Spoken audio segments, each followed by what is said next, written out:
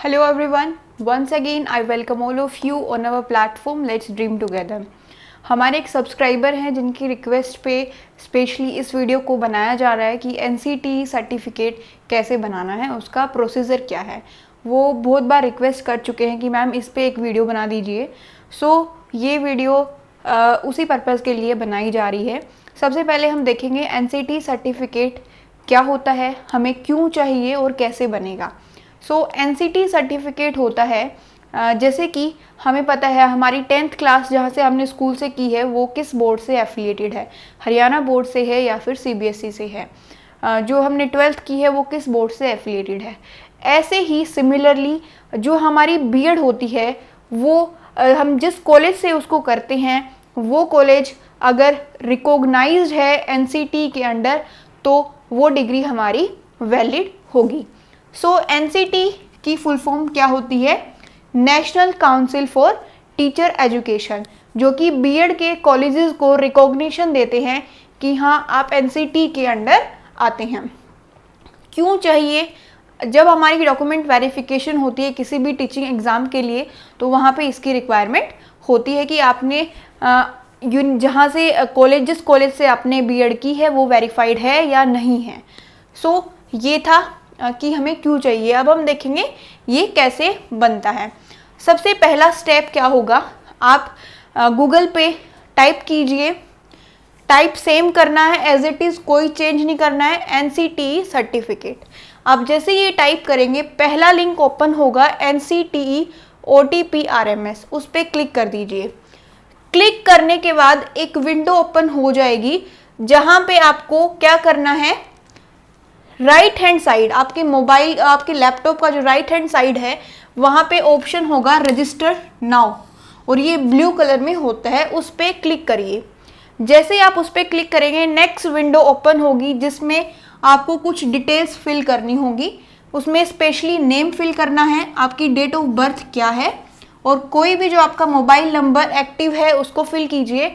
जो आपकी खुद की ईमेल आईडी है उसको फिल कीजिए और लास्ट में एक कैप्चा आता है, मतलब कोड होता है जो हर बार चेंज होता रहता है, तो उसको फिल कर दीजिए और साइन इन कर लीजिए। साइन इन हो गया। उसके बाद साइन इन करने के बाद एक विंडो ओपन होगी जहाँ पे आपका नाम आएगा, आपकी डेट ऑफ बर्थ आएगी, आपकी ईमेल आईडी आएगी और आपका नंबर आएगा। साथ में वो बोलेगा कि अब आप OTP फिल करो। तो OTP जो है ये सब करने के बाद आपको अपनी ईमेल आईडी चेक करनी है, वहाँ पे OTP आ जाएगा और वहाँ से OTP देख के आपको यहाँ पे OTP फिल कर देना है और OTP फिल करने के बाद आपको सबमिट करना पड़ेगा। ये चीज़ आपको स्क्रीन पे विजिबल होगी कि ये कैसे आती है, स्क्रीन में कैसे दिखती है, तो आप देख लीजिएगा। उसके बाद नेक्स्ट स्टेप क्या है, जैसे ही आप यहाँ पे सबमिट करते हैं ना तो एक फॉर्म ओपन हो जाता है पूरी एप्लीकेशन टाइप में जिसमें हमें ये सारी चीज़ें फिल करनी होती हैं। पर्सनल डिटेल्स, कॉन्टैक्ट इन्फॉर्मेशन, कहाँ से हो, किस गांव से हो, किस ज़िले से हो, किस शहर से हो, तो ये फिल करना होता है। उसके बाद बीएड की डिटेल्स फिल करनी होती है और साथ में 10th क्लास की डिटेल फिल करनी होती है। उनकी जो मार्कशीट और जो डिग्री होती है उनकी PDF बना के आपको अपलोड करनी पड़ेगी जो कि 50 KB से 1 MB के बीच में होनी चाहिए। उसके बाद आपको फ़ोटो अपलोड करना पड़ेगा जो कि 20 KB से 100 KB के बीच में होना चाहिए और साइन अपलोड करना पड़ेगा जो कि 10 KB से 20 KB तक उसका साइज़ होना चाहिए। नेक्स्ट इज अगेन आपके पास आएगा कैप्चा, वो कोड फिल कर दीजिए और उसके बाद ये सारी चीज़ें डालने के बाद आप सबमिट कर दीजिए। अब इनमें फर्दर क्या क्या इन्फॉर्मेशन पूछी जाती है ये आप आगे वीडियो में देख लीजिए।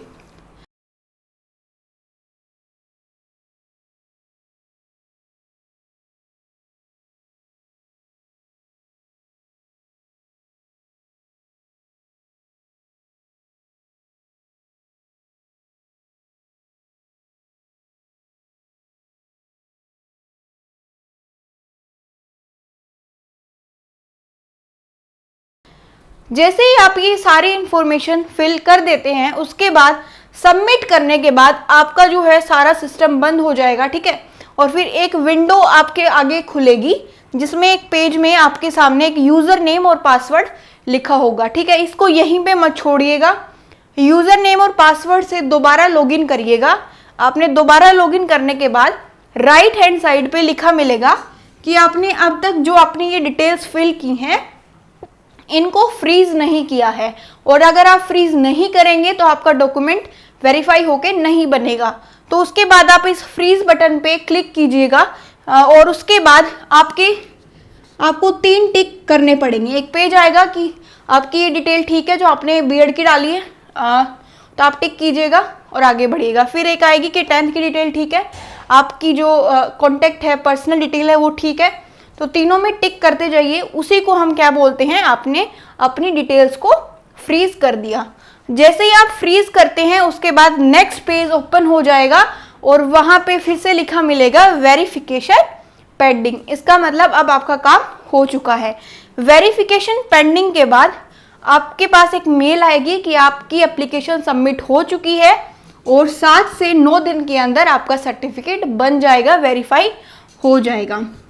और जैसे ही वेरीफाई होता है, जो आपने ईमेल जिस ईमेल से रजिस्टर किया है उस ईमेल के थ्रू आपको एक मेल फिर से आएगी आफ्टर 9 और 10 डेज कि आपका एनसीटी सर्टिफिकेट बनके तैयार हो चुका है।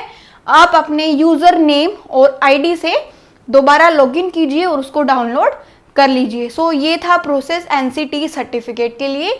आई होप आपको ये क्लियर हो गया होगा। Do like, do share and do subscribe.